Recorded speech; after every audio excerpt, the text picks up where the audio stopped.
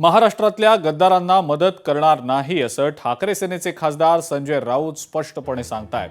केडीएमसीमध्ये मनसे पक्ष नेतृत्वानं नेत्यांवर कारवाई केली पाहिजे असं राऊतांचं म्हणणं आहे। केडीएमसीच्या विषयावर राज ठाकरेंसोबत आपण चर्चा केली आहे।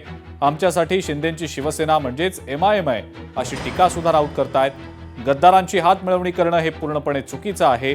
पक्षांतर करणारे राजकीय मनोरुग्ण आहेत असं राऊतांनी टीका करत म्हटलंय। कल्याण डोंबिवलीचा विषय उद्धव ठाकरे यांनी अत्यंत गांभीर्याने घेतलेला आहे। राजसाहेबांशी माझी चर्चा झालेली आहे। काही मिळालं नाही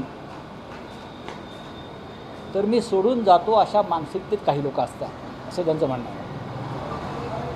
एकंदरीतच राजकारणातल्या मानसिक स्थिरतेचा हा प्रश्न असं ते म्हणाले, असं ते म्हणतात, ते खरं आहे।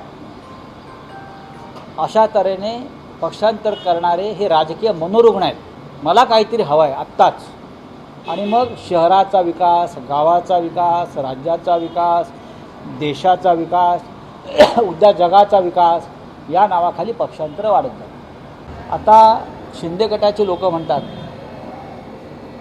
मनसे म्हणजे काय एमआयएम आहे का? नाही, पण आमच्यासाठी आणि महाराष्ट्रासाठी शिंदे गट म्हणजे एमआयएम आहे।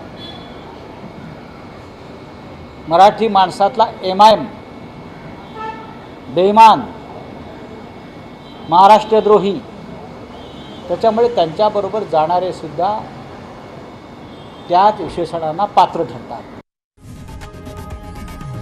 लोकशाही मराठी ऐका, पहा, जागरूक रहा।